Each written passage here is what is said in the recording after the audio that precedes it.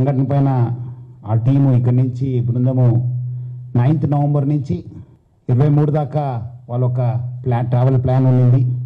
వాళ్ళు మొత్తము 54 members 9th Hyderabad నుంచి జెడ్డాకు ట్రావెల్ చేశారు. దాంట్లో 4 మెంబర్స్ సపరేట్ ఒక కార్లో మదీనాకి వెళ్ళడం జరిగింది.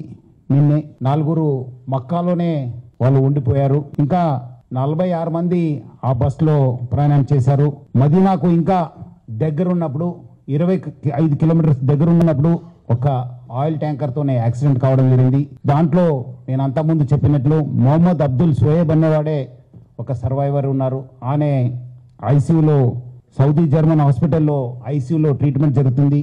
ఇంకా 45 మంది చనిపోయారని చెప్పి మనకు ఇప్పుడే తెలుస్తుంది. వాళ్ళు లోకల్ హాస్పిటల్కి షిఫ్ట్ చేశారని చెప్పి తెలిసింది. వాళ్ళందరూ కూడా పోయిన వాళ్ళు 23rd వాళ్ళు రిటర్న్ టికెట్ ఉండింది జెడ్డా నుంచి హైదరాబాద్కు. ఇంకా ఎవరెవరు ఏమేమో ఎక్కడి నుంచి అనేది మనము ఆ ఒక సమాచారంని రాష్ట్ర ప్రభుత్వము హైదరాబాద్ పోలీస్ కూడా కలెక్ట్ చేయడం జరుగుతుంది.